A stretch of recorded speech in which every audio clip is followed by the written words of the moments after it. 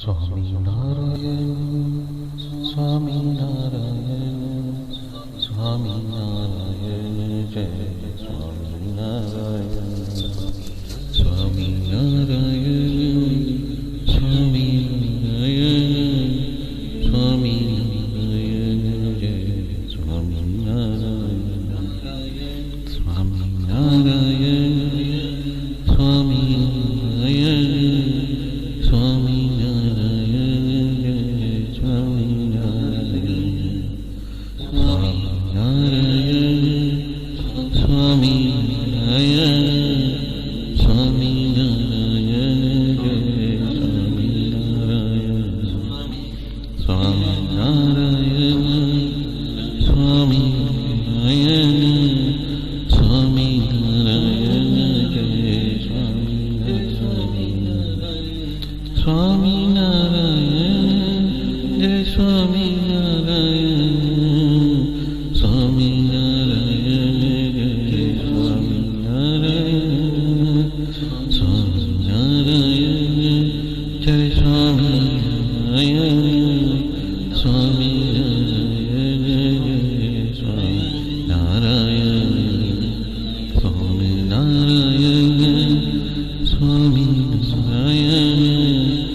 स्वामी नारायण जय स्वामी नारायण स्वामी नारायण जय स्वामी नारायण स्वामी नारायण जय स्वामी नारायण स्वामी नारायण जय स्वामी नारायण स्वामी नारायण जय स्वामी नारायण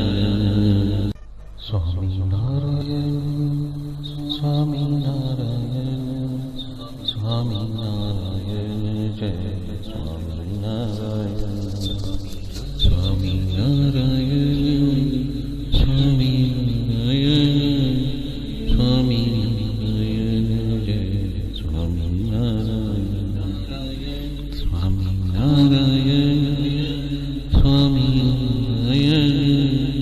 स्वामी नारायण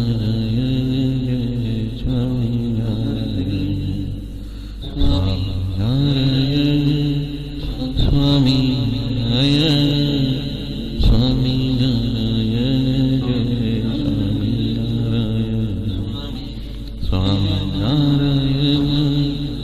स्वामी नारायण स्वामी नारायण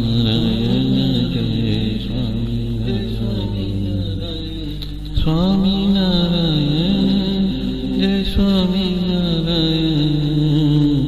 स्वामी नारायण जय स्वामी नारायण स्वामी नारायण जय स्वामी नारायण स्वामी नारायण जय स्वामी नारायण स्वामी नारायण जय स्वामी नारायण स्वामी नारायण जय स्वामी नारायण स्वामी नारायण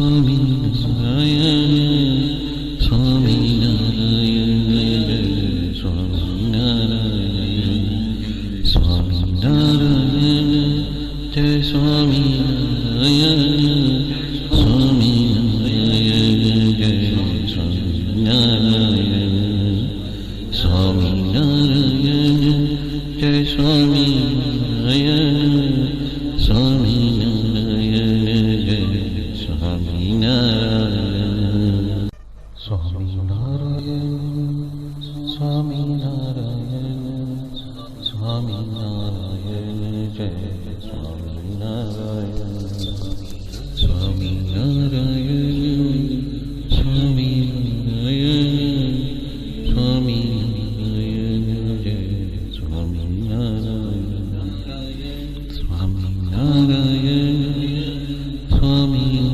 नारायण स्वामी नारायण जय स्वामी नारायण स्वामी नारायण स्वामी नारायण स्वामी नारायण जय स्वामी नारायण स्वामी नारायण स्वामी नारायण स्वामी नारायण जय स्वामी नारायण स्वामी नारायण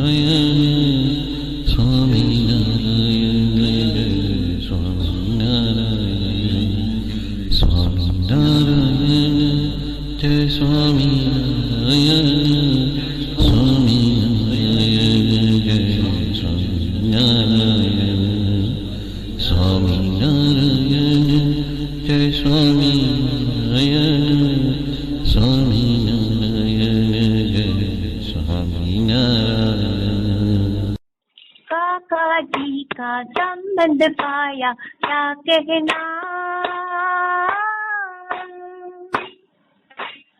राख के मूल में काका जी दे सोना,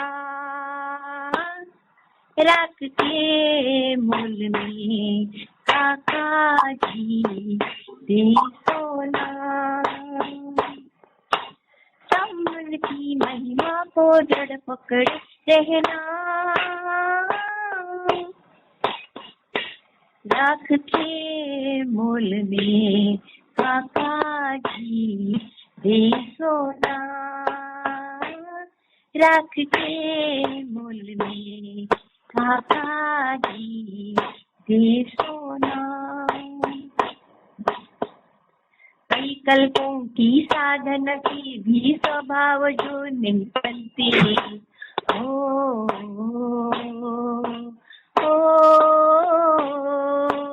कई कल्पों की साधन से भी स्वभाव जो नहीं टलते, सूरज भाव रखे मुक्तों से तो वो सभी पिछलते, इसके लिए कुटुंब भाव रखती ना, राख के मूल में काका जी दे सोना, राख के मूल में काका जी दे सोना।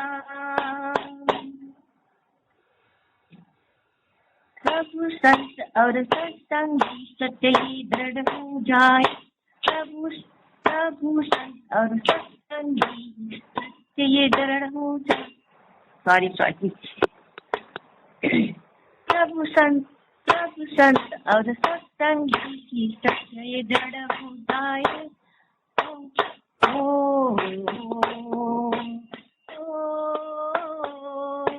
प्रभु संत और सत्संगी सत्य दृढ़ हो जाए,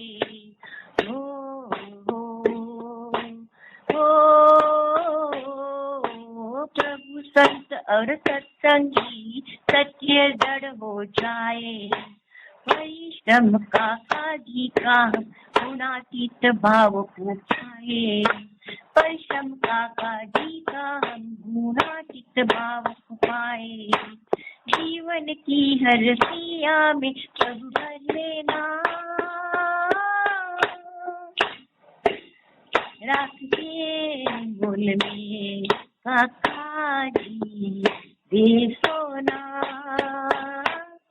राख के मूल में काका जी दे सोना। काका जी का संबंध पाया क्या कहना, राख के मूल में काका जी दे सोना, राख के मूल में काका जी दे सोना। सच्चिदानंद स्वामी महाराज जय। सच्चिदानंद स्वामी महाराज की जय जय जय। धाम धमी मुक्तों की जय जय जय। सर्वगुणातीत स्वरूपों की जय जय जय। मुक्ताक्षर पुरुषोत्तम की जय जय जय। जे उत्पत्ति तथा स्थिति लय करे वेदो स्तुति उच्चरे, जे नारोम सुछिद्र माणु समा ब्रह्मांड कोटि फरे, माया काल रवि शशि सुरगणो आज्ञान लोपेक्षण, एवाक्षरधामनाधिपति श्री स्वामी नारायण। वाणी अमृत थी भरी मधुसमी संजीवनी लोकमा। दृष्टि मां भरी दिव्यता निरखता सुदिव्य भक्तो बधा। हेत भर्यु मीठू जननीसु नेहास्य मुखे वस्यो। ते श्री ज्ञान जी योगी राज गुरु ने नीते नमो भावसु। जेनी अमृत वाणी तो वही रही साक्षात महिमा रूपे। जेनी ब्राह्मी स्थिति अहोलिन करे शुभव्य अक्षर पदे। शरणागत निज अल्प जीव सहुना श्रेयार्थ तत्पर रहे। काका स्नेहल सिंधु दिव्य विभुने हय्यू तो वंदन करे। जेछे शांत प्रशांत सागर समा साधु गुणे जे शोभता। जेना दर्शन ने समागम थकी शांति सहु पामता।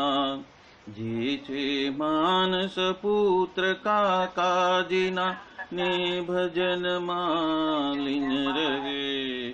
एवा साधक वृंद ना गुरु सुरत वंदन भरत भाई ने।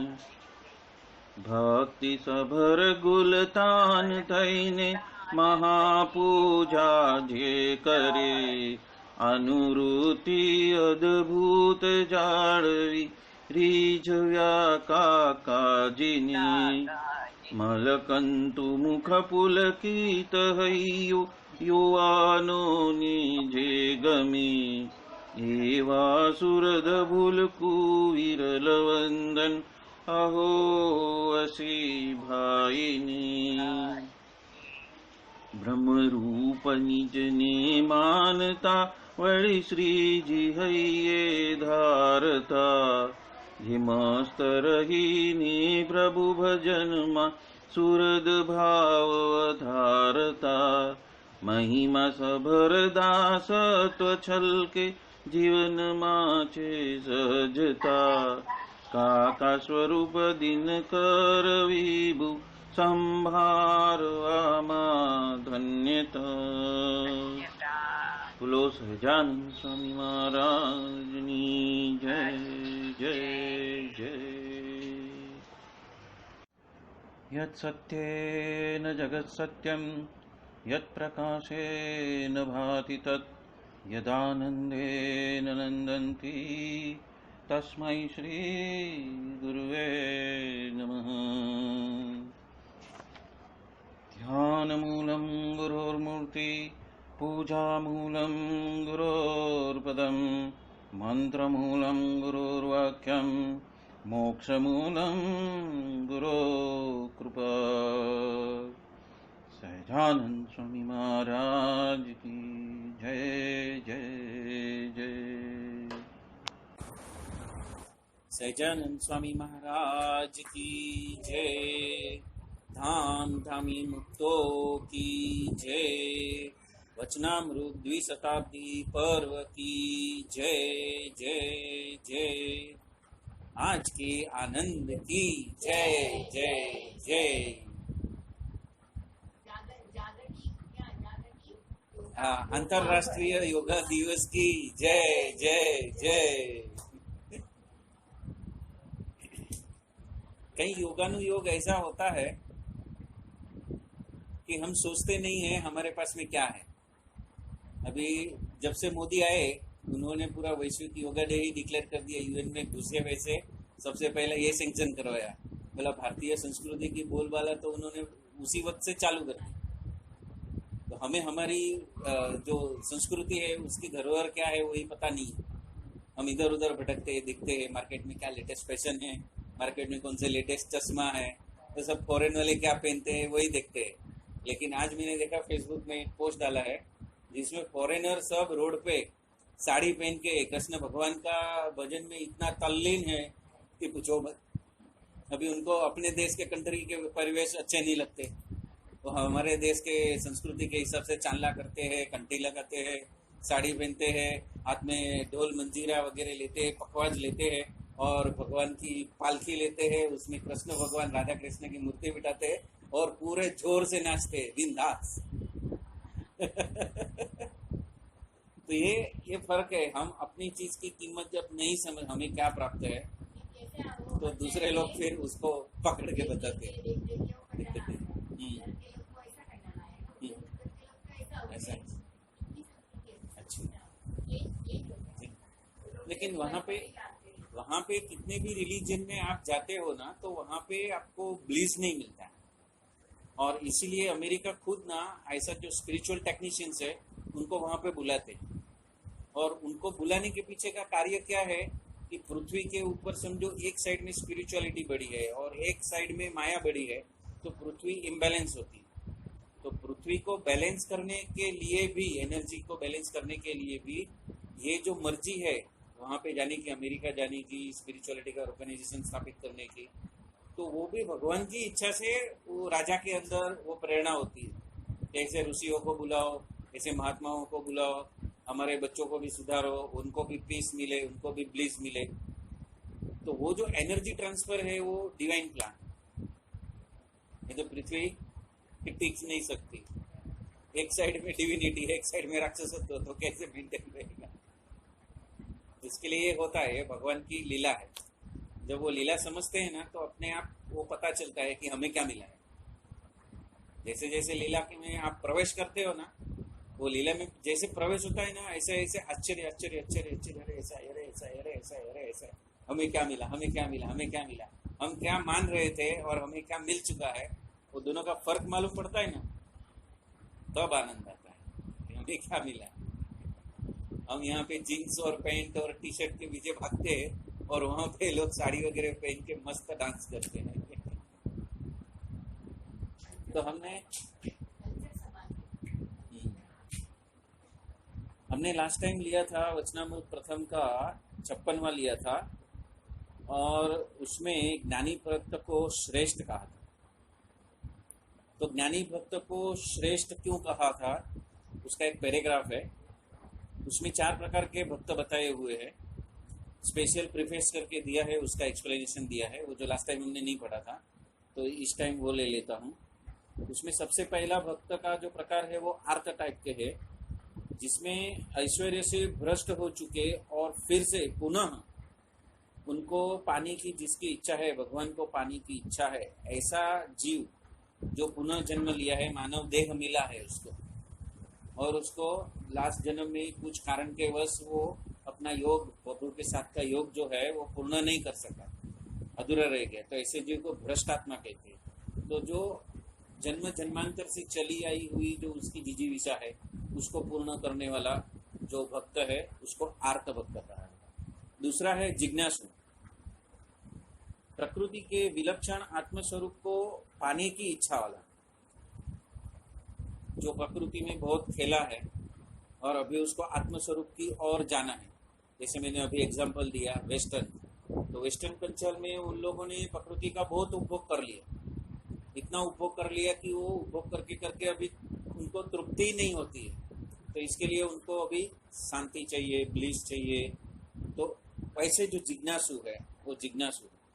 फिर तीसरे है अर्थार्थी, मतलब ऐश्वर्य तो प्राप्त नहीं हुआ है और उस ऐश्वर्य को पाने की इच्छा वाली। अर्थार्थी मतलब भगवान के पास में जो ऐश्वर्य है, भगवान के पास में अनंत ऐश्वर्य है, तो वो ऐश्वर्य में से उनके पास में कुछ थोड़ा सा आ जाए। मतलब हम जैसे व्यक्ति को साधते हैं उसके सारे गुण हमारे में आते हैं, ये कुदरती नियम है। हम यदि प्राइम मिनिस्टर मोदी को ध्याएंगे तो प्राइम मिनिस्टर के गुण आएंगे। अभी ये गोपाल सेट्टी जी के पास में जाएगा तो वहां से कुछ लेके ही आएगा, सीख के ही आएगा। मतलब जिसके साथ में उठते बैठते हो उसका गुण लेके हम आते हैं।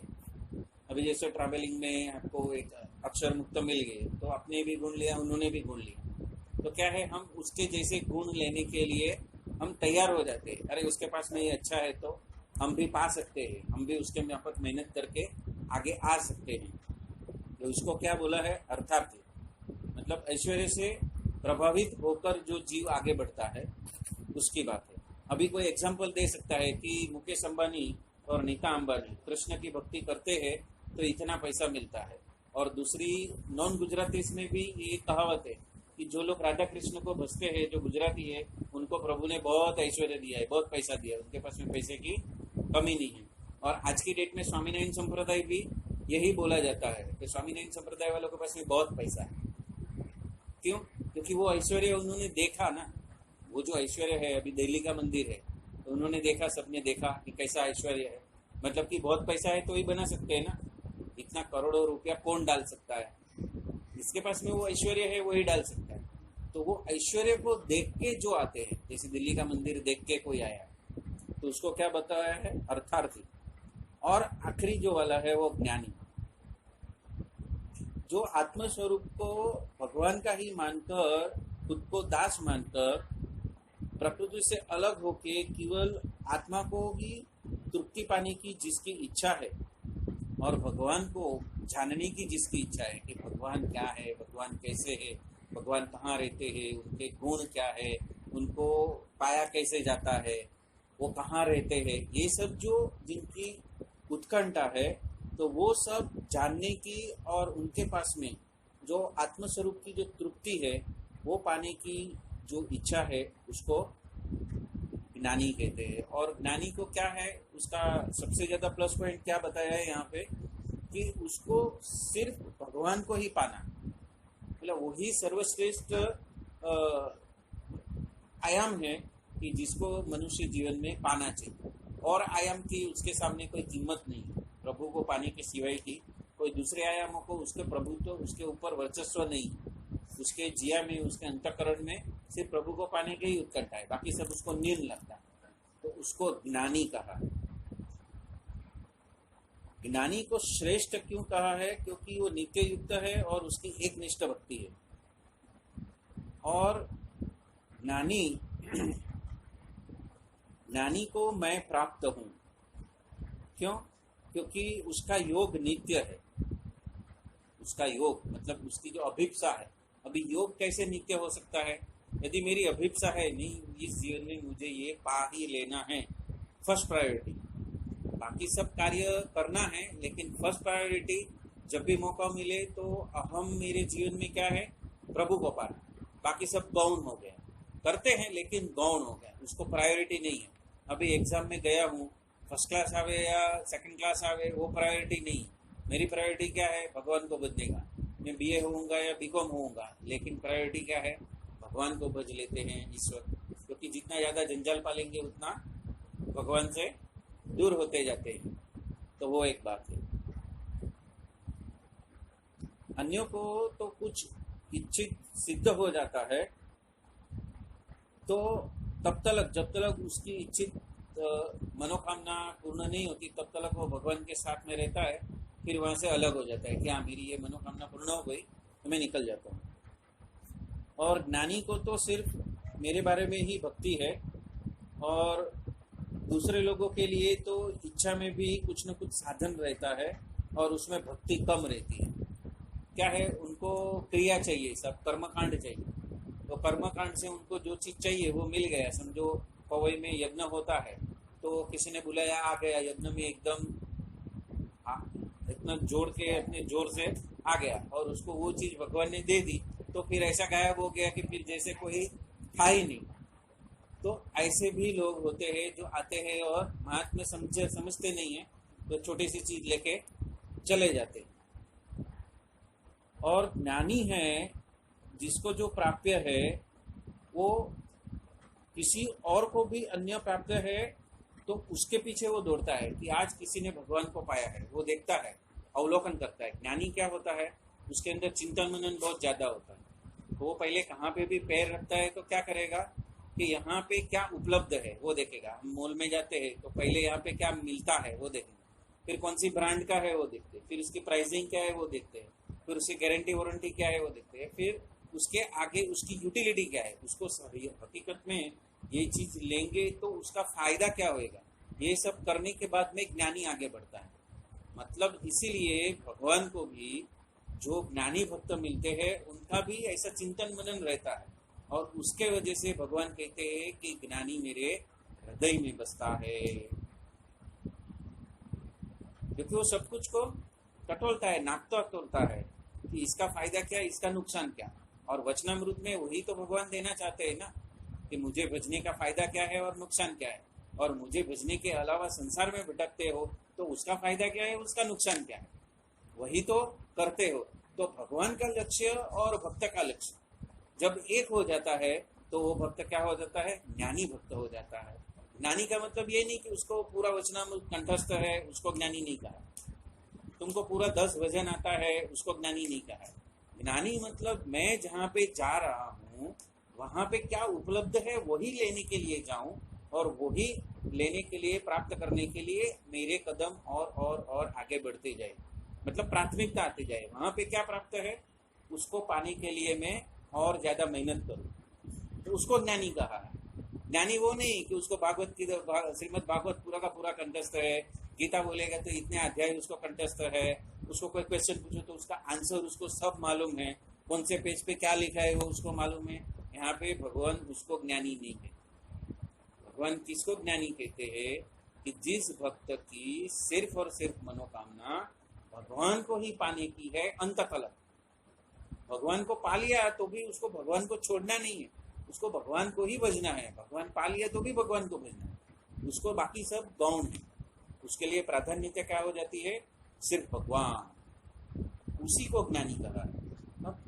हम क्या करते हैं, लौकिक भाषा में ज्ञानी का शब्द कुछ अलग कर देते हैं, पर यहाँ पे जो डिक्शनरी में जो अर्थ है वो अर्थ भगवान यहाँ पे रिफर नहीं कर रहे हैं, भगवान कुछ अलग बताना चाहते हैं। अभी यहाँ पे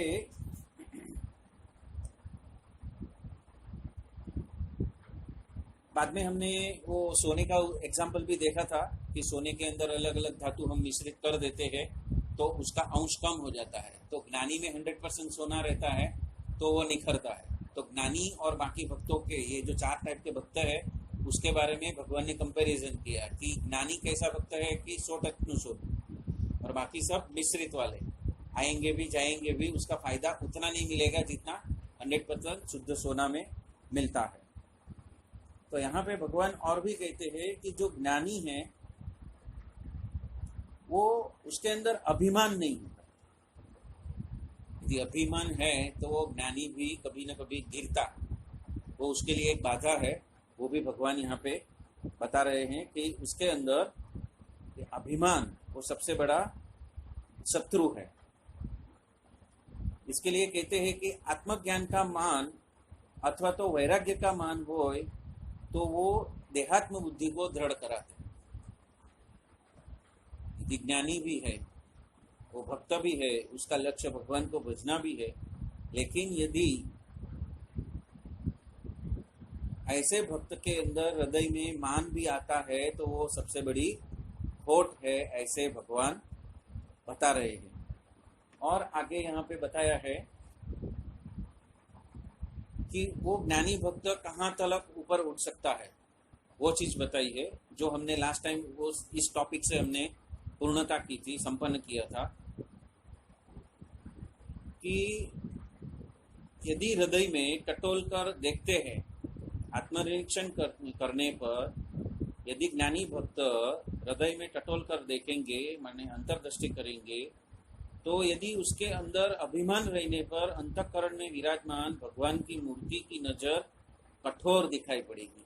तो ये एक अवस्था है जो हमने वहाँ पे लास्ट टाइम में लिया था। बहुत दिन निकल गए, उसको बहुत हफ्ते निकल गए, 7 तारीख आ गई, ये आ गया, वो हो गया।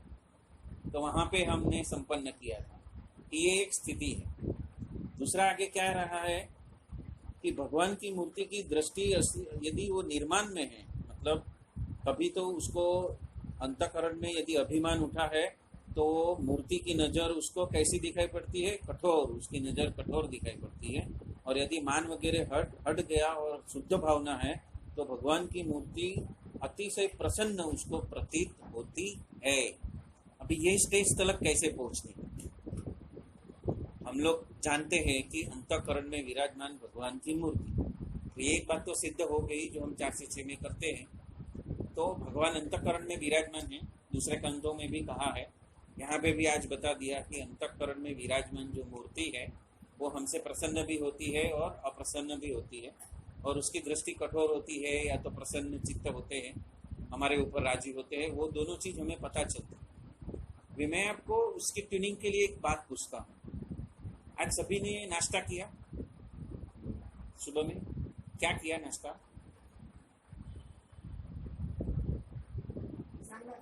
हाँ? मेंदू वड़ा।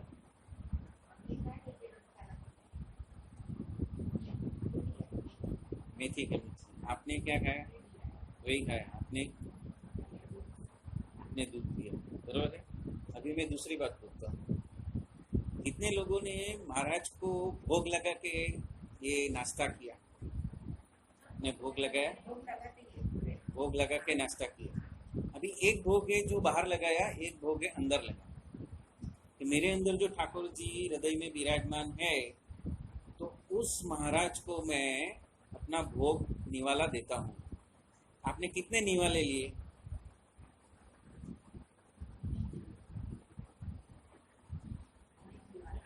ने कितने निवाले लिए?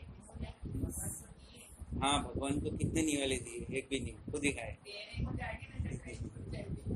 वो जो भी है, तो जो भी है, छूट गई नहीं छूट गई, आपकी भावना थी नहीं थी, लेकिन निवाले कितने लिए? चलो,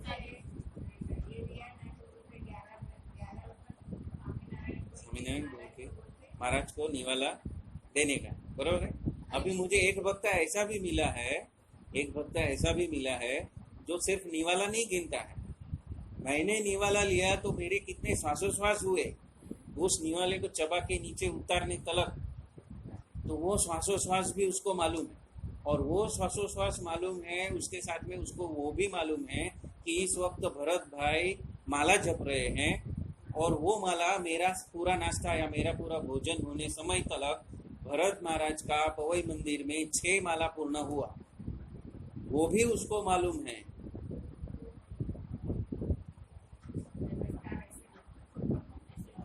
इसे वक्त को नमस्कार। तो ये कभी मिलता है जब आप रसबस होगे ऐसे भक्तों के साथ में निर्दोष बुद्धि से। उसकी बाह्य क्रिया क्या है उसको गौण करके, उसके हृदय के अंदर प्रति गुरु के प्रति, प्रभु के प्रति उसके भाव क्या है, और उस भाव को यदि आप पहचान सकोगे तो जब आप रसबस होगे तो पता चलेगा। उसने एक बार मुझे अचानक प्रश्न पूछ लिया कि तुमने निवाले कितने खाए, नाश्ता किया? मैं बोला ये तो गिना नहीं। यदि तुमने निवाला नहीं गिना तो श्वासोश्वास कितना हुआ? बोला वो गिना नहीं। तो फिर हर निवाला तुमने भरत भाई को याद करके लिया कि ऐसे ही खा गए, चट कर गए?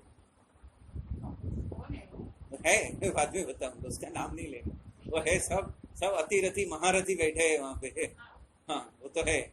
तो वो जो बात है ना कि हम बाह्य क्रिया में जाते हैं तो फंसते हैं, लेकिन जब हम अंतरंग में जाते हैं ना, निर्दोष बुद्धि से जाते हैं, तो हमारे गुरु में ये ताकत है कि मैं किसके साथ में बैठा हूँ और उसका लेवल क्या है वो मैं जान सकता हूँ, सामने वाले का लेवल क्या। तो जो व्यक्ति को नाश्ता करने के टाइम पे निवाला कितना गया और वो निवाले के टाइम पे श्वासोश्वास कितना गया और उतने समय में भरत भाई ने वहां पे कितनी माला की वो उसको मालूम है। तो उसने मेरे को तो ऐसा झटका दे दिया ना इतना भयंकर झटका दिया। बोला ये होती है भक्ति, ये होती है भक्ति। कि एक जो है तो आपको बाह्य जो है क्रिया है आप कर रहे हो, अच्छी बात है, लेकिन अंदर भी ठाकुर जी है। उस ठाकुर जी को जब हम एक एक निवाला याद करके देते हो तो ऐसा आनंद आता है कि पूछो आज ठाकुर जी को मैंने भोग लगाया। तो ठाकुर जी को भोग लगाया का मतलब ही यही है कि आपने खाने के समय कितनी बार ठाकुर जी को याद किया, भरत भाई को कितनी बार याद किया। आप अपने शरीर को दे रहे हो, आप अपने आत्मा को दे रहे हो, कि अंदर विराजमान वो भरत भाई को दे रहे हो? हम तो खाली शरीर भर रहे हैं, भूख को मिटा रहे हैं। हाँ, क्या कर रहे हैं? तो यदि हमारी भक्ति का लेवल, यदि हम जैसे भक्तों के साथ में रसबस नहीं होएंगे, ऐसा सत्संग नहीं करेंगे ना तो आयाम खुलेंगे नहीं। यहाँ पे स्पष्ट रूप में लिखा है कि अंतरात्मा में विराजमान मेरे भगवान प्रसन्न होते हैं या तो रुष्ट होते हैं, क्लियर कट लिखा है। पर हमने कभी अंतःकरण में जाने का कोशिश ही नहीं किया। अंतःकरण में जाना मतलब क्या कि मेरा होश मेरे हाथ के ऊपर भी है, अभी गले में कुछ फंस गया तो मेरा होश गले के ऊपर है, बराबर। अभी मेरे पैर में कुछ खुजलियां है तो मेरा होश उधर भी है, लेकिन क्या मेरा होश हृदय के अंदर विराजमान उस मूर्ति के ऊपर है क्या? हमने हमारा पूरा अस्तित्व ये खाली जो इतना जो हेड है, हमारा चेहरा है, उतने में ही संकुचित करके रख दिया। लेकिन हमने कभी आंख बंद करके या अपना पूरे होश को हृदय की ओर मोड़ा ही नहीं। जब हमने वो होश हृदय की ओर मोड़ा नहीं तो हमारी भक्ति शुरू ही नहीं हुई।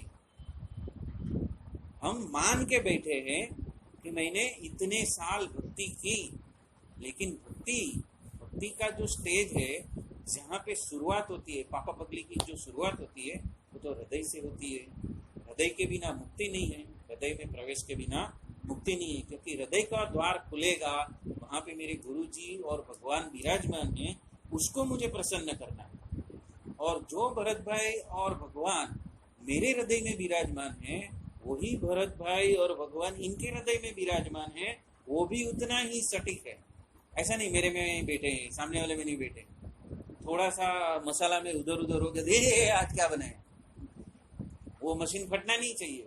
तब वहां पे भरत भाई दिखना चाहिए कि आज ये मसाला बरोबर नहीं दिया है या तो उसमें नमक नहीं है, तो मैं निस्वादी हूँ कि नहीं निस्वादी हूँ, उसका चिंतन मनन होना चाहिए। मुझे कैसे पता चला कि इसके अंदर नमक नहीं है, मतलब कि मैं निस्वादी नहीं हुआ। और वो जो भक्त मेरे साथ में ये जो क्वेश्चन पूछा ना, उसने यही पूछा कि आपके खाने के अंदर मिर्ची गया क्या? बोला नहीं गया। आपके अंदर तो गया था, तो आपको पता नहीं चला? बोला नहीं, मुझे नहीं पता चला, मैंने क्या खाया मुझे पता नहीं। मुझे मिर्ची गया थोड़ा टाइम के बाद में, तो मैंने तुरंत पानी मांगा, मतलब बोला तुम निस्वादी नहीं हुआ। पता कैसे चला? पता कैसे चला तुझे ये तीखा है या खट्टा है या मीठा है? हाँ, कैसे पता चला? निस्वादी नहीं हुआ। बोला क्या साधना करता है? तो कई लोग ऐसे हैं जो हमारे अहंकार को भी तोड़ते हैं और हमें दिशा भी देते हैं। तो ऐसे ऐसे भक्तों को जब आप रसबस होगे, तो भगवान ने क्या बताया हमें? गुण लेना। तो किसी का भी अवगुण, अभी देखने में क्या आता है? अवगुण ही देखने में आता है। पहली दृष्टि से जैसे गेट में एंटर करेंगे तो अवगुण ही दिखाई देगा। अरे ये क्या, गाड़ी को पार्क करने की जगह है क्या? हम जाएंगे कैसे? हम चलेंगे कैसे? हमारी रिक्शा अंदर तक कैसे जाएगी? शुरुआत में ही चालू। हाँ, भगवान की दिव्य लीला को हम मानने को तैयार नहीं। भगवान की आज की मर्जी चल के वहां तक जाने की है, वो हमारी स्मृति में ही नहीं आता है। हम इसको फोन करेंगे, उसको फोन करेंगे, मिश्रा जी कहाँ पे है? अरे ये कहाँ पे है? कोई ड्यूटी पे नहीं है क्या? ये बीच में गाड़ी किसने लगा दी? उसको हटाओ, अरे बुलाओ किसी को, अरे चल के कैसे जाएंगे? क्या होता है? हमारी वृत्ति की टेस्टिंग गेट में एंट्री करते ही चालू।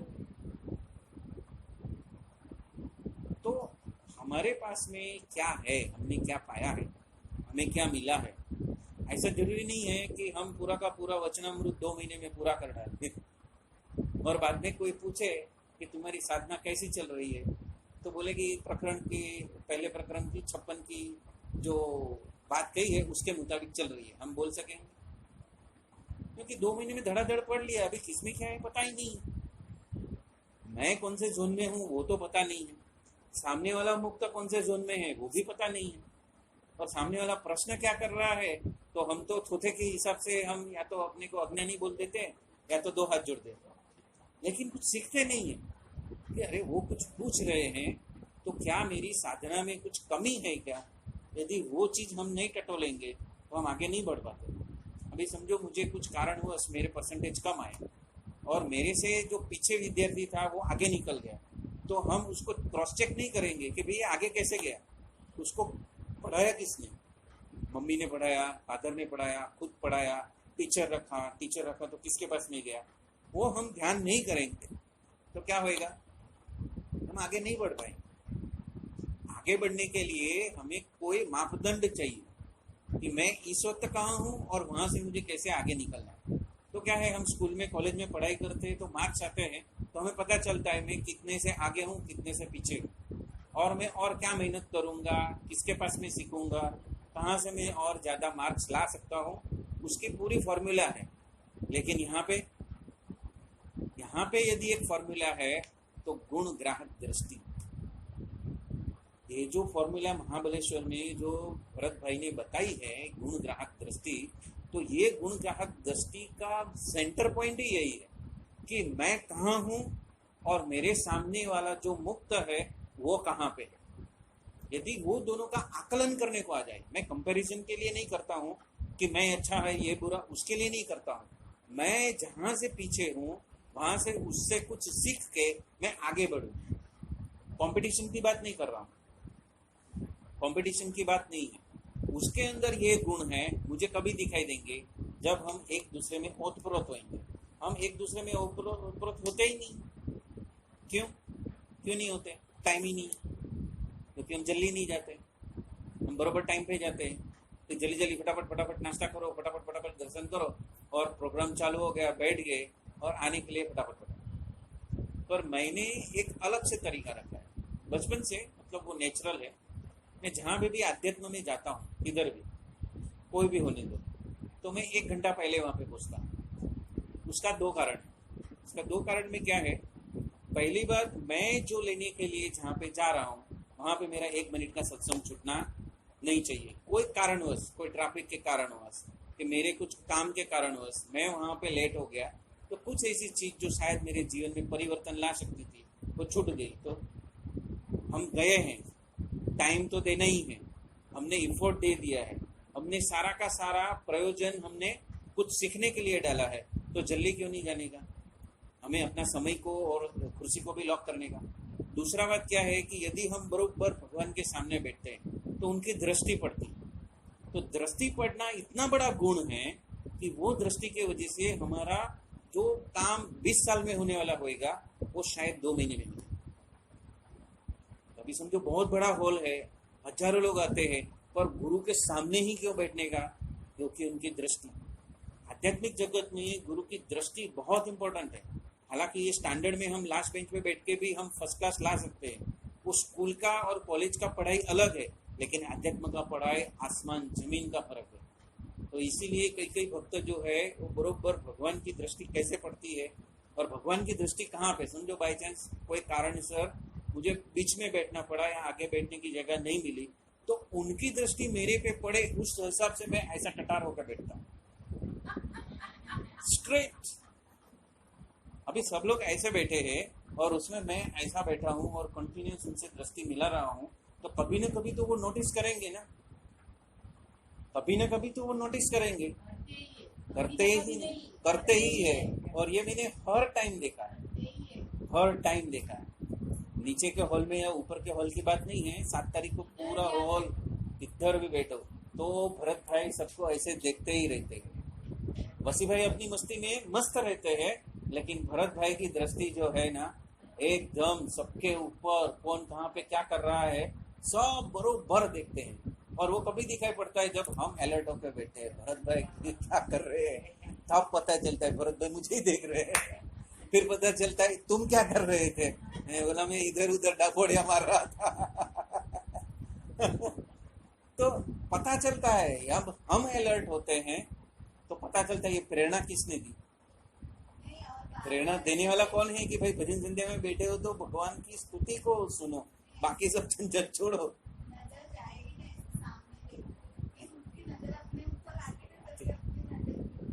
नहीं, झुकाने की नहीं।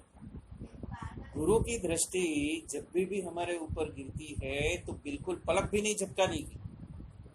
ये अज्ञान की वजह से ऐसा होता है। भगवान जब अपनी सत्ता में है और हमारे सामने दृष्टि करते हैं, मतलब अनंत जन्म जन्मांतर के कर्म हमारे जल जाते हैं, तो कभी नीचे करनी नहीं है।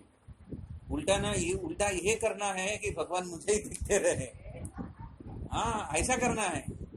हमारी खुद की सेवा इतनी हाइट पे होनी चाहिए कि भगवान खुद हमारे बारे में सोचे। भगवान को हमारे बारे में सोचना चाहिए।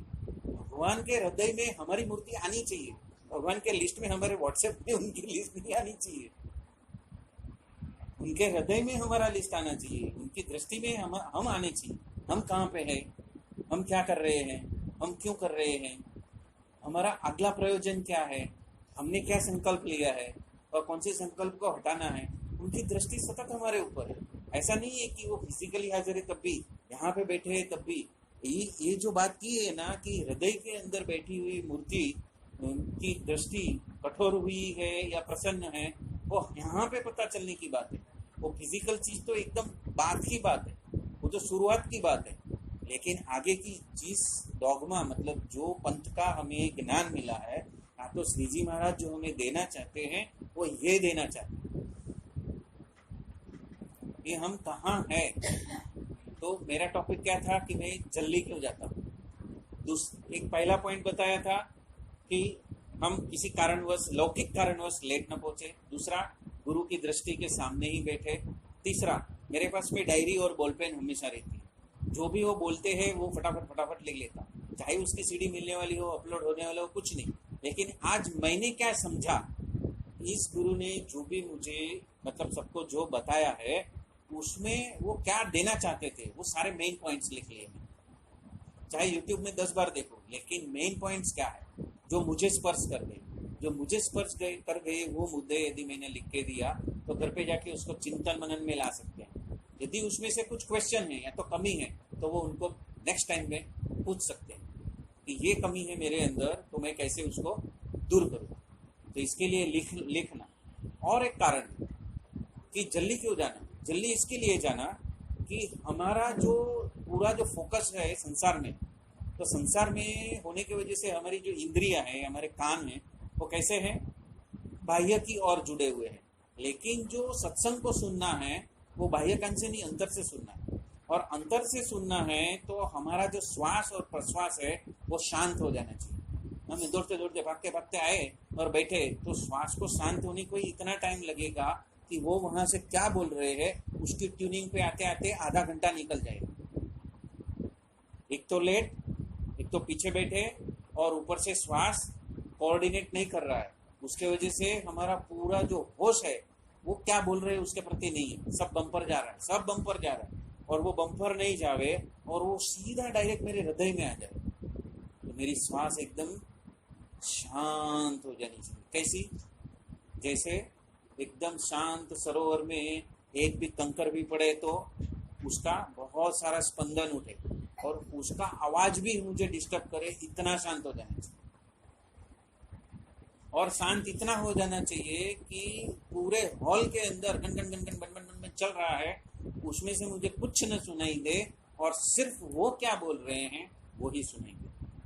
और वो स्थिति तब आती है जब हमने अपना श्वासोश्वास शांत कर लिया। यदि श्वासोश्वास शांत नहीं किया तो हमें आजू बाजू जो चनबन होती है ना, आते जाते वो ही सुनाई देगा। वो क्या बोल रहे हैं, बहुत कुछ बम्पर चला जाएगा, बहुत सारे सेंटेंस चले ही नहीं जाएंगे, आएंगे नहीं। और उसमें अटेंटिव होने के लिए और क्या करने का, उन्होंने क्या बोला वो लिखने का चालू करो। मतलब कि आपने सभी इंद्रियों को किसमें लगा दिया, सुनने की ओर लगा दिया। तुमने क्या सुना वो लिखो। अभी सुना वो लिखा तो क्या, एक तो आपकी स्पीड बढ़ेगी, दूसरा मेन मुद्दा आप पकड़ना चालू करोगे कि उन्होंने क्या बताया, उसमें मूल मुद्दा क्या है वही लिखना है ना, पूरा तो नहीं लिख सकेंगे और कोई सेंटेंस अधूरा रह जाएगा, कोई मुद्दा ही लिखेंगे तो क्या होएगा, मेरा पूरा अटेंशन जब शब्दों पे चला जाएगा तो मेरे कान के बजाय मेरा हृदय सुनना चालू करेगा। और वो जब लिख लिया और जब घर में आने के बाद में जब उसको मैं वापस रिवाइव करूंगा तो पूरा का पूरा हॉल, पूरा का पूरा जो उनका जो वक्तव्य है वो तादस हो जाएगा। आप उस शब्दों से आप पूरा निबंध लिख सकते हो, 5-10 पेज का निबंध आप खुद लिख सकते हो आपके ही शॉर्ट नोट से। महाराज ने क्या क्या बोला था उस दिन बैठ के फिर याद करो, महाराज ने ये मुद्दा कहा था, उसके साथ में स्टोरी कौन सा कहा था, महाराज ने ये मुद्दा कहा था, उसके साथ में कौन से संत की बात की थी, महाराज ने ये मुद्दा कहा था, उसके साथ में कौन से वचनामृत की बात की थी, महाराज ने ये मुद्दा कहा था, उसके साथ में कौन से भक्त की बात की थी, कौन से प्रसंग को रिलेट किया था। तो ये सारे मुद्दे जब मैं लिखूंगा तो पूरा निबंध हो जाएगा, 10 पेज हो जाएगा। तो जो मुझे चाहिए वो मुझे मिलेगा कि नहीं मिलेगा। हम लेने के लिए गए, हमने समय किसके लिए दिया, सत्संग के लिए, और हम क्या देख के आ गए, कौन आया है, कितने लोग आए हैं, मैंने बुलाया वो तो आया ही नहीं है, वो नहीं आया है तो फोन करो भाई तू किधर है, अरे तेल लेने गया, तुम उसको बोल दिया है आना है तो आएगा, उसको इम्पोर्टेंस है तो आएगा, बैठेगा नहीं बैठेगा नहीं बैठेगा, क्या करने का अपने को।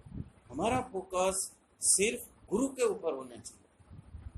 स्टेज के ऊपर से क्या बताया जा रहा है, मैं क्या लेने को वहां पे गया हूँ, मैंने पैसा खर्च किया है, मैंने समय को दे दिया है, मुझे चाहिए प्राप्ति के लिए मैं गया हूँ, और कर क्या रहा हूँ, कर क्या रहा हूँ। खाना कितने बजे है, चालू हो गया है कि नहीं हो गया है, हाँ क्या करते हैं, हमारा कौन सा बंदा किचन में है, हाँ आके बता देना भैया, प्लेट लगने शुरू हो जाए तो। आइसक्रीम कौन सा फ्लेवर का है, हमारे लिए अलग रखना,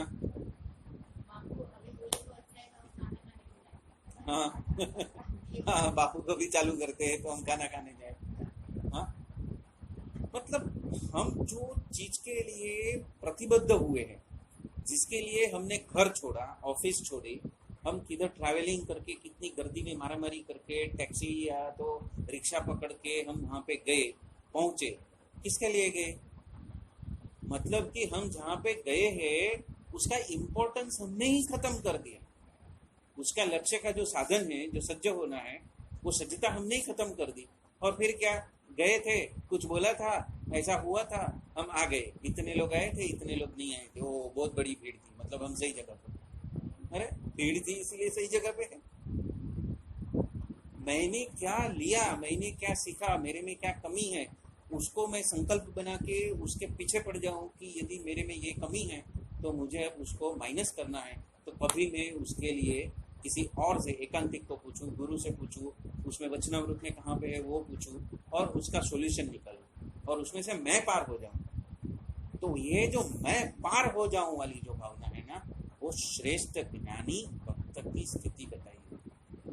तो महाराज ये बताना चाहते हैं कि श्रेष्ठ ज्ञानी भक्त क्या है, वो हमेशा ऑप्टिमम क्या मिलता, मैक्सिमम नहीं, ऑप्टिमम। ऑप्टिमम मतलब मैं जिसे ग्रहण कर सकूं, मैं जिसे पचा सकूं, और पचा के उसको मेरा बना सकूं, मतलब कि आत्मसात कर सकूं, तो उसको महाराज ज्ञानी भक्त कहते हैं।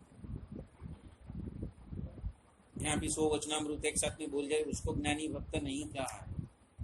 महाराज कहते हैं जो लक्ष्य के लिए जन्म हुआ है उसी लक्ष्य को प्राधान्यता देना, उसको ज्ञानी कहा। महाराज तो सिर्फ लेक्चर के ऊपर नहीं फोकस कर रहे हैं, महाराज तो जीवन के ऊपर, मानव जीवन का संपूर्ण तुम्हारी गतिविधियों के ऊपर महाराज बता रहे हैं कि ज्ञानी भक्त किसे कहा है। उसको बाकी सब गौण है, बाकी सबकी प्राधान्यता नहीं है, ऐसा इसमें लिखा।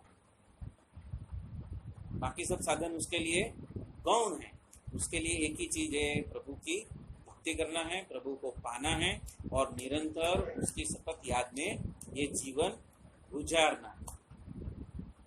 तो इसे ज्ञानी भक्त कहते हैं।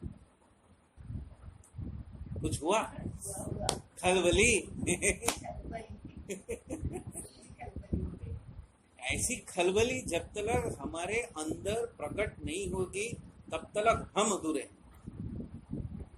महाराज अधूरे नहीं है, महाराज तो अनेक रूप से हमें देना चाहते हैं। महाराज ने गीता का भी यहाँ पे कोटेशन दिया है, महाराज ने अपने स्वामी की बातों का भी, मुक्तानंद स्वामी और गुणातीतानंद स्वामी को भी हमारे पीछे छोड़ के गए, क्योंकि हमारे लिए छोड़ के गए ना। महाराज ने तो पूरी सिस्टम रखी है, महाराज ने मंदिर रखा है, महाराज ने गुणातीत सत्पुरुष रखा है, हाँ महाराज ने अपने आपके जैसे ऐसे अनंत ऐश्वर्य युक्त मुक्त एकांतिक मुक्त रखा है, हाँ कि हमें कहाँ पे कहाँ कोई ना कोई मिल जाता है, मार्केट में भी निकलेंगे तो कोई ना कोई मिल जाता है। जैसे शुरू में शुरुआत किया था तो अनंत भाई पालंडे रास्ते में मिल जाते थे, उनके साथ में मैं आता था, तो कोई ना कोई मिल जाता है।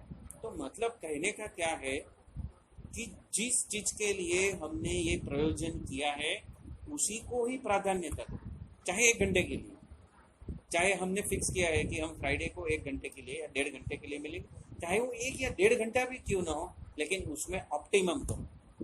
उसका मतलब ये नहीं कि सब सजाना नहीं है, आरती नहीं करनी है, सबकी कुर्सी नहीं लगानी है, सब करनी है, पर मेन फोकस क्या है कि मुझे यहाँ से कुछ लेना है, प्राप्त करना है और उसका विश्लेषण करना है। मैंने विश्लेषण किया ही नहीं, तो अभी यहाँ पे मैंने इतना सारा चीज बताया, अभी उन्होंने कुछ लिखा नहीं और ध्यान भी नहीं दिया, 4 दिन के बाद मैं पूछूंगा कहाँ पे थे, तो क्या बताया?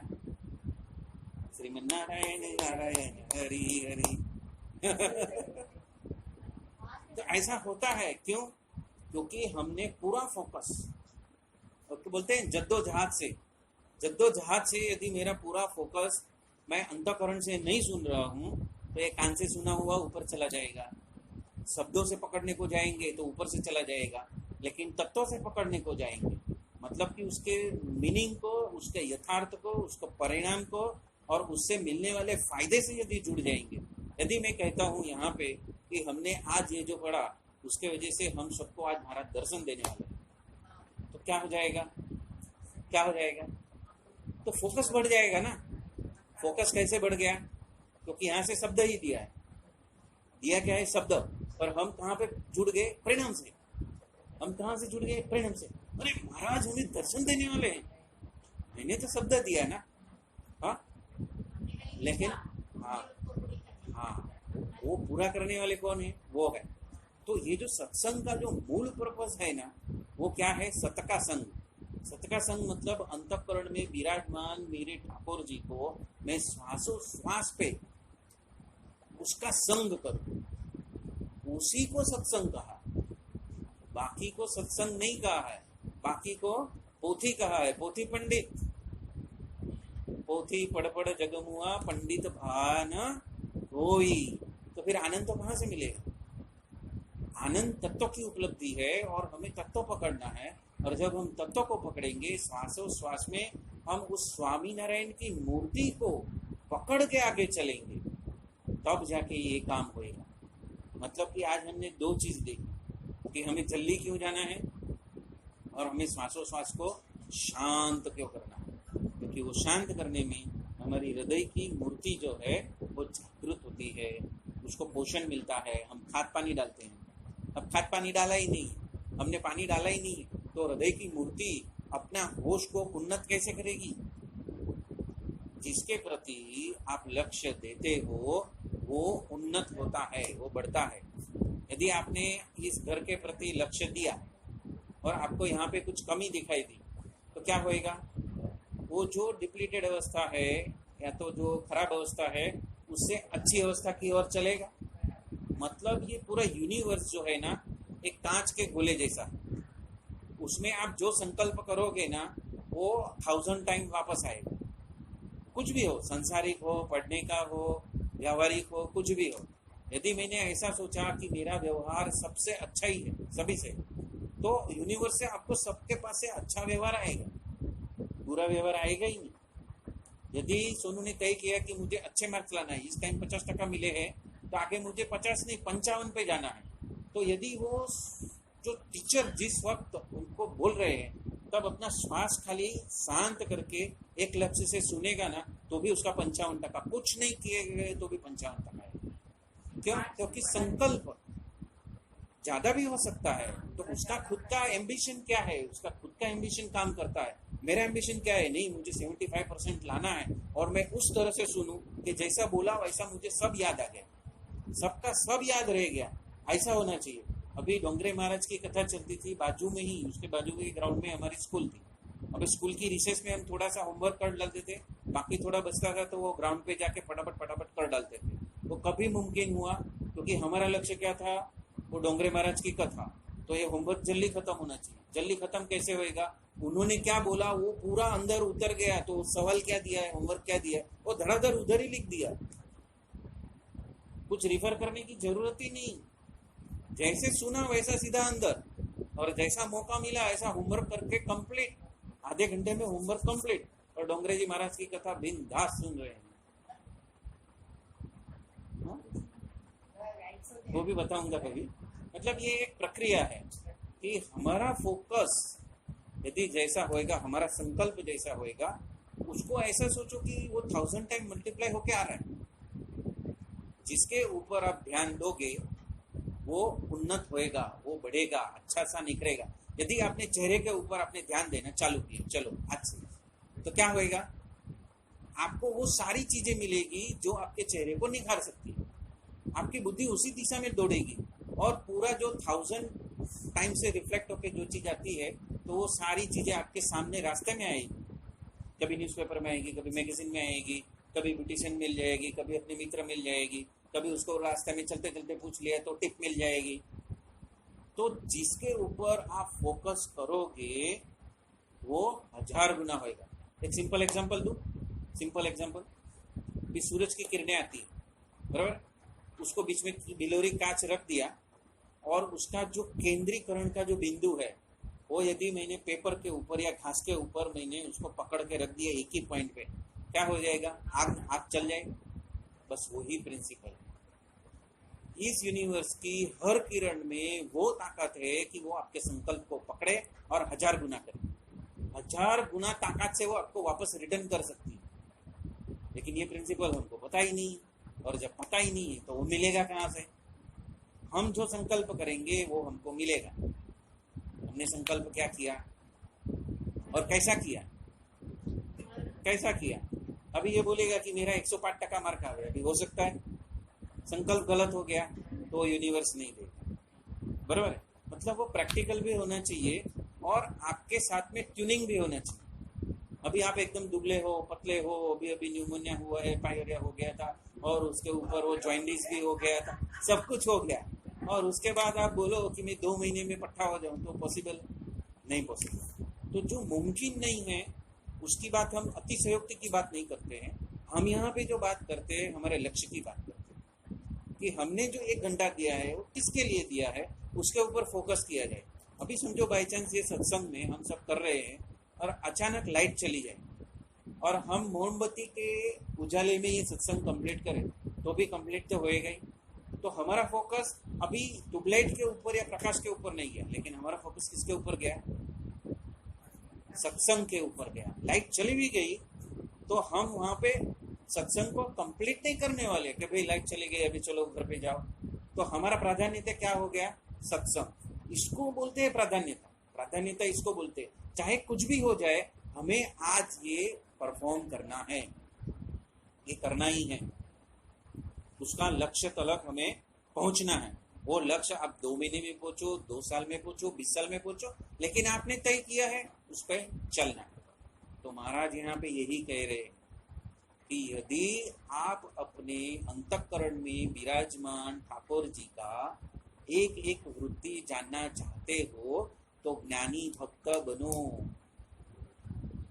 वो कह रहे कि आपके संकल्प, आपके निश्चय, आपका लक्ष्य, आपकी प्राधान्यता, आपका होश सब एक होना चाहिए। जब ये सब एक हो जाएगा तब जाके वो जो बिलोरी का जो उसमें आंख को प्रज्वलित करता है ना, वैसे आपके हृदय में वो मूर्ति प्रज्वलित हो जाएगी।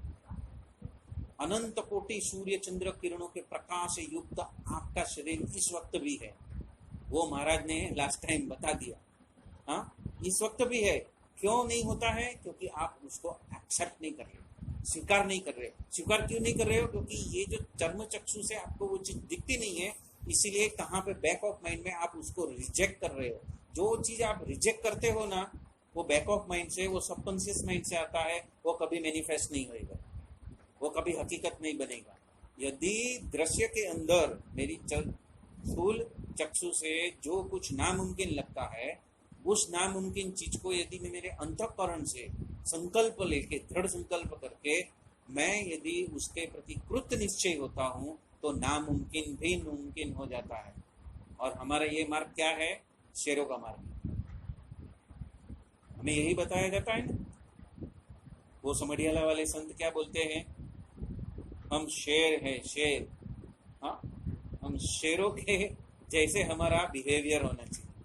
ये नामुमकिन है, उसको मुमकिन कैसे करना है उसके लिए हम प्रतिबद्ध है, नहीं कि नामुमकिन को छोड़ देने के लिए हम यहाँ पे ये सत्संग में नहीं है। हम ये सत्संग में ये सब जो मुमकिन है वही चीज बताई। महाराज ने यहाँ पे घटा प्रथम 56 में यही बताया कि अंतःकरण के अंदर मैं बैठा हूँ और आपको ये पता चल सकता है। महाराज बता रहे हैं ना कैसी स्थिति है। हवाई के कोई एक भक्त की एग्जाम्पल भी दिया, कैसी स्थिति है। तो हमारी क्यों नहीं हुई? क्योंकि हमने उसको 1000 टाइम मैनिफोल्ड करने के लिए छोड़ा नहीं, हमने शिद्दत से वो चीज नहीं मांगी। जब हम शिद्दत से कोई चीज मांगते हैं ना तो पूरी कायनात उसके पीछे लग जाती है। तो ये तो कौन है? समर्थ हो के समर्थ, हाँ, समर्थ हो के समर्थ, अति समर्थ। यदि हम चाहे और हमारा संकल्प और हमारा निश्चय और हमारा एक्शन भी वही हिसाब से होना चाहिए। हमने निश्चय किया कि नहीं मुझे महाराज की मूर्ति देखनी है, पर हम भोग भी लगाते हैं तो महाराज को याद नहीं करते। कहां से महाराज हृदय से प्रकट होंगे? अरे बाहर भोग लगाते हो ठीक है, अंदर भी तो भोग लगाओ। श्वासोश्वास पे ठाकुर जी खा रहे, ठाकुर जी खा रहे, ठाकुर जी खा रहे। अभी गणेशपुरी का एक एग्जांपल दूंगा ना, तो इतना उस भक्त को देख के इतना आनंद आया था कि वहां पे एक कैंटीन चलती थी नित्यानंद श्राइन के पीछे, और वहां पे पैसा देके आपको अन्न लेना, तो उसमें लिमिटेड सीट्स रहती थी। तो मेन टाइम पे सब हाउसफुल रहते। एक फॉरेनर आया उसमें, तो फॉरेनर कभी आता है मालूम है? फॉरेनर बरोबर कैंटीन बंद होने के आधे घंटे पहले आता है और अलग से टेबल पे बैठ जाता है, और अलग से टेबल पे बैठ के क्या करता है मालूम है? 2 घंटे तक एक नीवाला ऐसे उठाता है, भगवान को देखता है, मूर्ति को, और भगवान जब तक हाँ नहीं बोले, ग्रहण नहीं करे, तब तक वो अपने मुंह में ऐसे जाता नहीं। फॉरेनर जिसको हिंदी आती नहीं, उसने भगवान नित्यानंद की ये भक्ति सीखी कि वो उसको ये एक थाली खाना खत्म करने के लिए 2 घंटा लगता था, और उसको कोई हिलाता नहीं था क्योंकि साइड के टेबल में बैठा है। सबको बोलते थे हवे, और उसकी भक्ति देख के कोई उसके पास में जाता भी नहीं, और हिंदी बोलेंगे तो उसको कुछ समझ में ही नहीं आता है। तो भगवान की भक्ति जब आप भक्त को देखोगे तब पता चलेगा हम कहाँ पे हैं। हम कुछ नहीं है, हम कुछ नहीं, क्योंकि हमने वो नेत्र डेवलप ही नहीं किए हैं कि ये गुरु के पास में आया हूं तो उसके पास में कैसे कैसे लेवल के भक्त पड़े।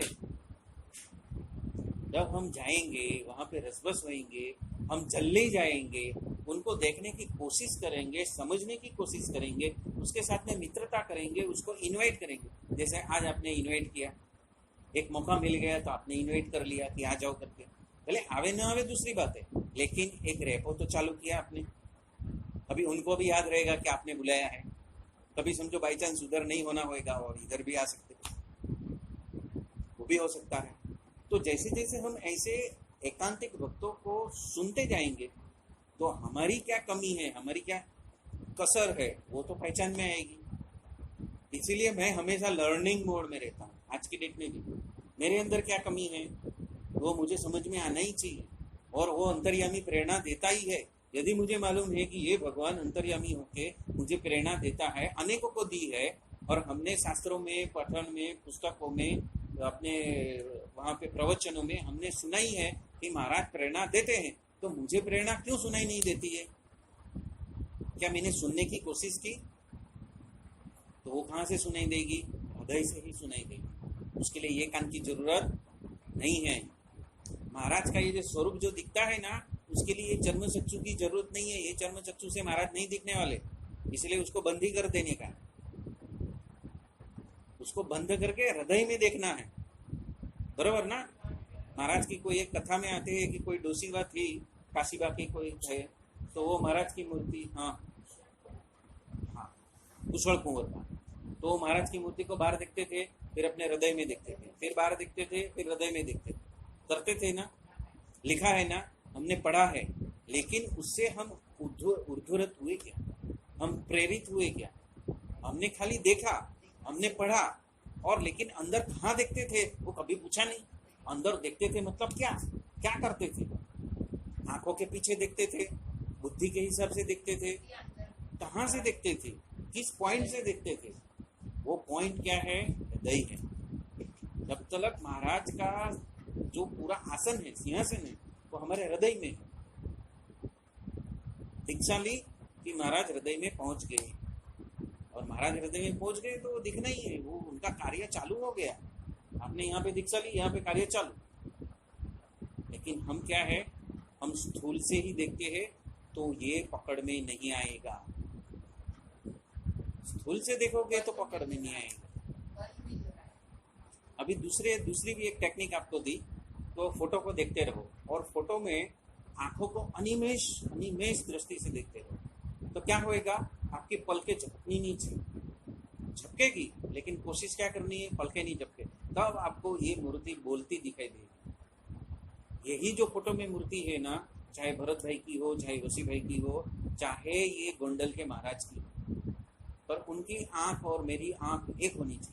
जब वो एक होएगी तो एक दिन ऐसा आएगा, समझो यहाँ पे नहीं आया, पवई में जाओ, नया से नया भक्त आता है, उसके सामने भी काका जी की मूर्ति की आंखों पटपटाती है, महाराज की आंखें पलक झपकती है, वहां पे नया से नया आया, तो आप तो कैसे हो, महिमा वाले हो, तो आपसे भगवान बात नहीं करेंगे?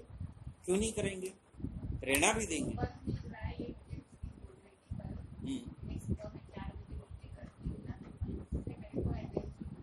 हाँ सही है, अच्छा लग रहा है।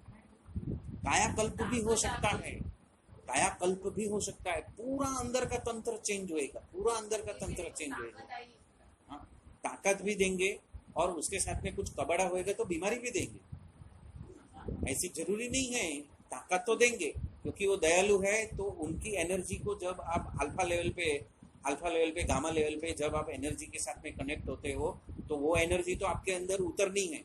यूनिवर्स भी देगा, महाराज भी देंगे, आपका संकल्प भी देगा, गुरु भी देंगे, लेकिन उसके साथ साथ में आपका अंतःकरण का जैसे जैसे शुद्धिकरण होएगा ना, आपका वजन भी आपको वेटलेस मालूम पड़ेगा।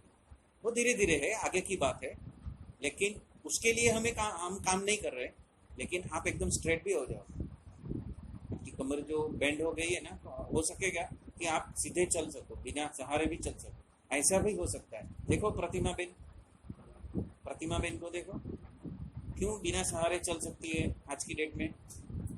क्योंकि उनकी इतनी आस्था है, उन्होंने भगवान को पचाया है, तो कुछ कारण के वजह से, कुछ अपना प्रारब्ध के वजह से उनको ऐसा तकलीफ हो गया, ठीक है, लेकिन उसके बिना भी वो चल सकते हैं।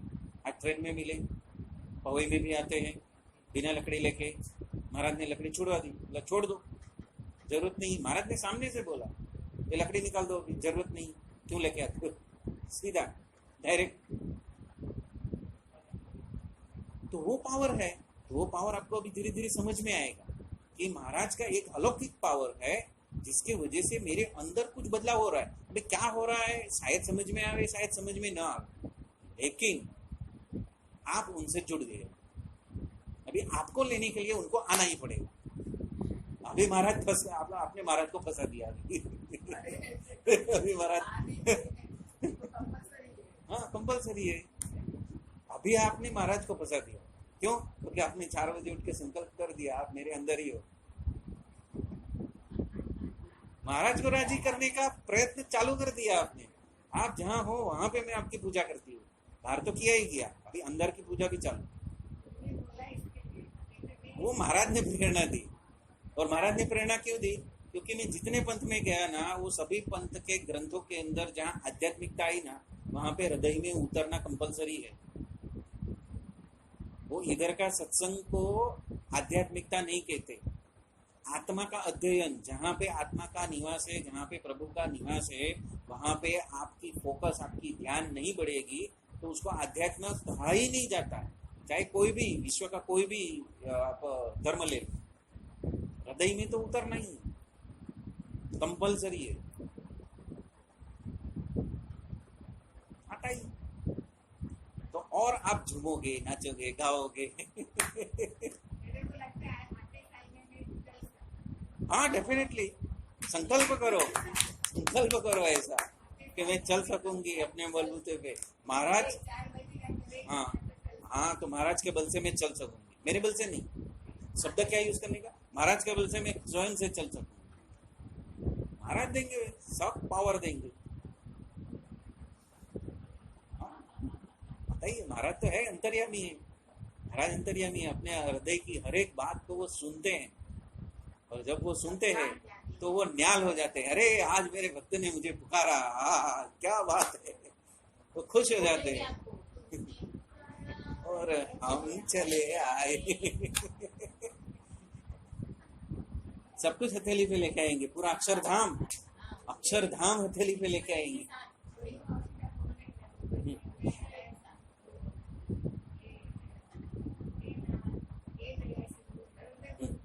हाँ हाँ हाँ, वाह, बड़ा।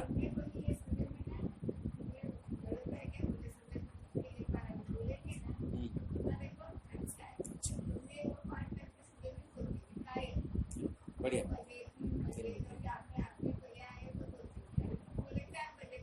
चार बजे, चार बजे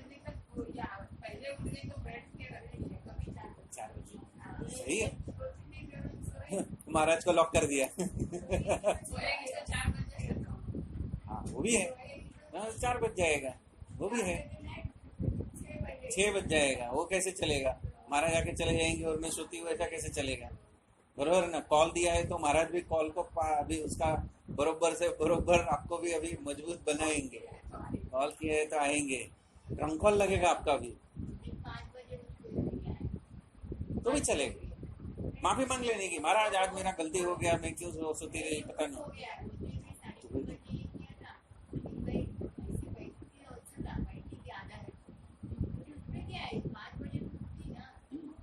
हाँ उठे तो जितने बजे उठ जाए।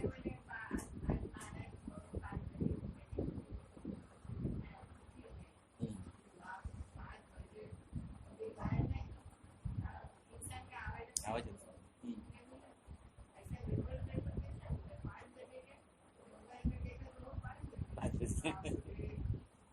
तो महाराज भी टेस्टिंग करते हैं, महाराज अपने भावना की टेस्टिंग करते हैं कि हमें उसका अफसोस होता है कि नहीं, अब मैंने क्या छोड़ दिया। हाँ बस तो महाराज प्रसन्न हो गए, अफसोस हुआ तो महाराज प्रसन्न हो गए। महाराज ने आपको प्रसन्न कर दिया, तो महाराज टेस्टिंग करते हैं, महाराज बहुत टेस्टिंग करते हैं।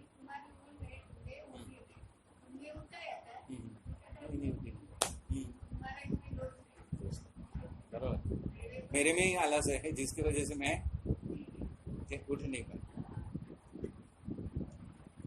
कैसा क्या सोनू बाबा, संकल्प करो तो ऐसा करो कि महाराज प्रसन्न हो जाए, बरोबर ना? ऐसा संकल्प करो कि वो 1000 गुना मल्टीप्लाई होके वापस आए और हम इंटेलिजेंट से इंटेलिजेंट बन सकते हैं। जरूरी नहीं है कि ये टाइम पे 50% आया तो आगे 75 नहीं आ सकता है, ऐसी कोई फॉर्मूला नहीं है।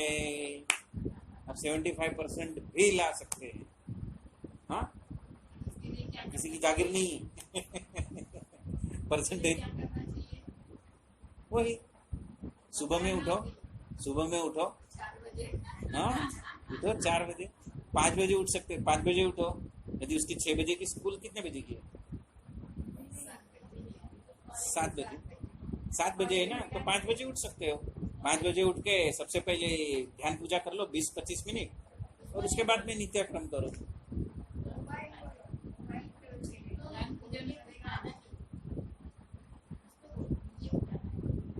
अच्छा ऐसा है क्या? लेकिन अलार्म रखने को तो इसको आता है।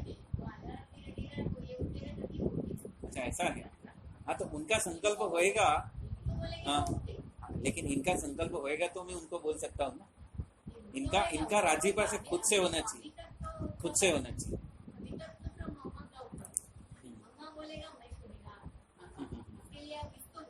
अच्छा ऐसा है, तो यदि इनकी इच्छा है कि उसको स्कोरिंग करना है और उसको महाराज का बल लेके स्कोरिंग करना है, तो खुद के बल से नहीं है। ये पूरा जो अपना स्वाध्याय है ना, वो खुद के बल वाला नहीं है। खुद का क्या है, आलस्य को टालो, वो खुद का, बाकी सब महाराज का। तो उनके महाराज के बल से यदि उनको 75% लाना है तो आप उनको पूछ लेना कि भैया कितने बजे 20 मिनट के लिए आपको भगवान का ध्यान करना है। कोई भी फोटो लेके ध्यान करेंगे तो भी चलेगा, तो कंपल्सन कुछ नहीं है कि यही फोटो चाहिए। कोई भी, भरत भाई का, ऋषि भाई का, महाराज का, गुणातीतानंद स्वामी का, धामधामी मुक्त का, किसी का भी फोटो लो और उसको देखते बैठो, और सारा का सारा फोकस कहाँ पे जाना चाहिए? हृदय पे, हृदय पे जाना चाहिए। संकल्प करो। हार्ट किधर है? लेफ्ट साइड में, लेफ्ट साइड में, तो इधर इधर हाथ रखेगा ना तो धड़ धड़ धड़ धड़ ऐसा आवाज आएगा, हाथ मालूम हो जाएगा। अभी नहीं मालूम मालूम पड़ जाएगा वो तो जैसे जैसे करेगा। और एक बात आप ध्यान में रखना, कभी ना कुछ नहीं कर पाए ना तो आप उसके लिए उसको जवाबदार मत ठहराना कि तू नहीं करता। उसको खाली याद दिलाना कि यदि आप ऐसा करोगे तो आपके लिए अच्छा है, प्रोत्साहन दे, वो डंडा मत उठाना। कई लोग क्या करते हैं, कोसने पे चले जाते हैं। कोसने का नहीं, कोई भी सिस्टम जो है ना, यदि उसको आपको बखूबी से आगे बढ़ाना है तो कोसो मत। आप ऐसे कैसे, वो 25 साल हो गया, भरत भाई को इतने साल से जानते हो, ये भी पता नहीं है क्या? ये तरीका नहीं। उससे क्या होएगा, अभाव आएगा। अभाव में नहीं जाना चाहिए, सामने गुण में आना चाहिए। इसलिए प्रोत्साहित करना, देखो उन्होंने किया, उनको ऐसा हुआ, मैंने किया, मुझे ऐसा हुआ, उन्होंने किया, उनको भी फायदा हो रहा है।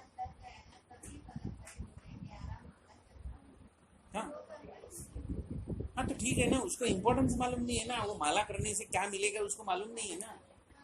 उसको क्या लगता है कि भगवान को माला करना है। अभी भगवान को माला करने हजारों करोड़ों माला जाती है, लेकिन उसको ये पता चलना चाहिए कि ये माला करने से मेरा उन्नति होएगा, तब वो करेगा। महात्मा बोलते हैं ना, महात्मा अंदर से जागना चाहिए। महात्मा को आप किसी और को आप बाहर से नहीं कर सकते, वो अंदर से आता है महात्मा। हाँ, मैं 75% ला सकता हूँ, मैं आगे बढ़ सकता हूँ, ये मेरे लिए लिमिट है, मैं आगे जा सकता हूँ। तो जब उसको महात्मा होएगा कि अरे ये टेक्निक से ये हो सकता है, तो उसके लिए सैटरडे सभा में आएगा ना, तो ऐसे एग्जाम्पल बहुत मिलेंगे कि जो लोग पहले कुछ नहीं थे, 40% वाले भी नहीं थे, वो आज डिस्टिंक्शन ला रहे हैं। इसके वजह से भरत भाई, वसी भाई की बताई हुई सैटरडे सभा की वजह से।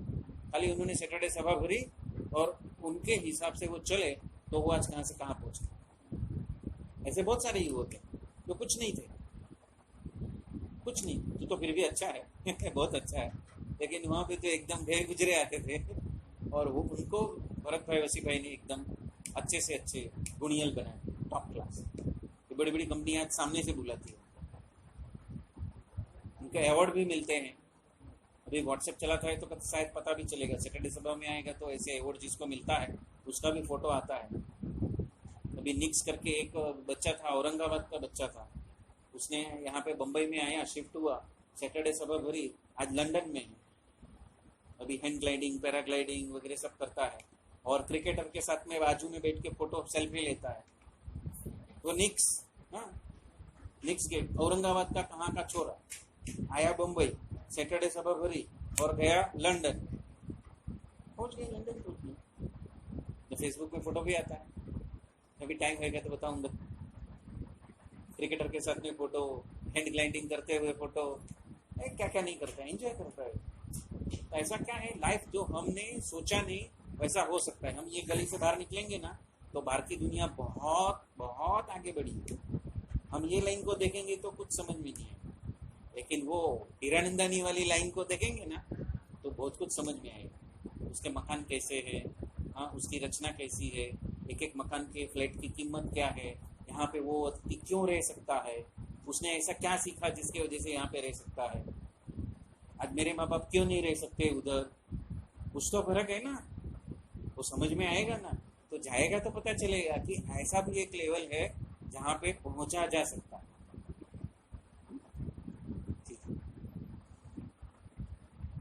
तो आज यहाँ पे हम संपन्न करें क्या, आगे बढ़े, आज यहाँ पे ही संपन्न करते हैं, ठीक है। तो सहजानंद स्वामी महाराज की जय, धाम धामी मुक्तो की जय। ये हमने जो लास्ट टाइम लिया था वचनामृत प्रथम का 56वां 56।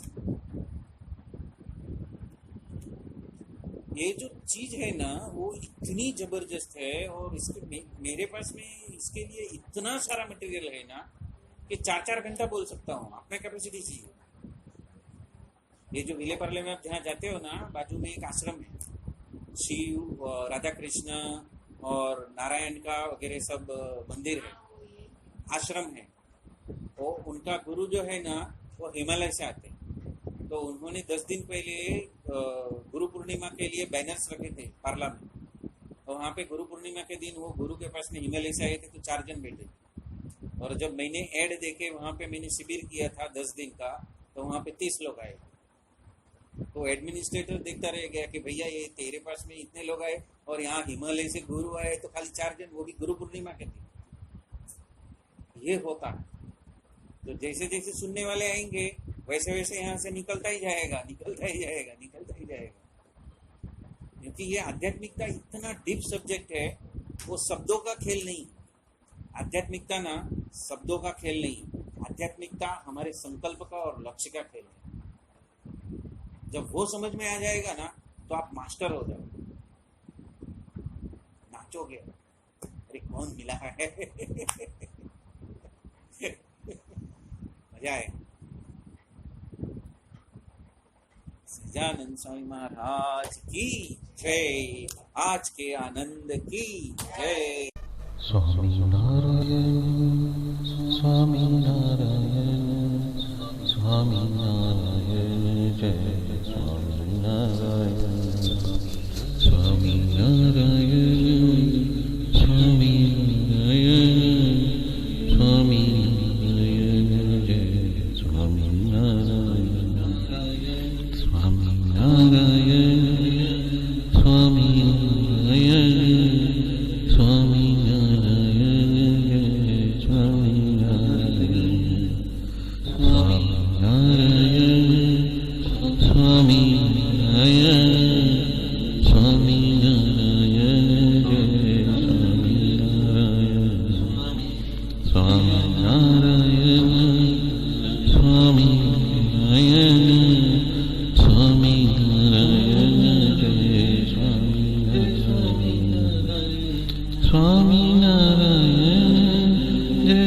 स्वामी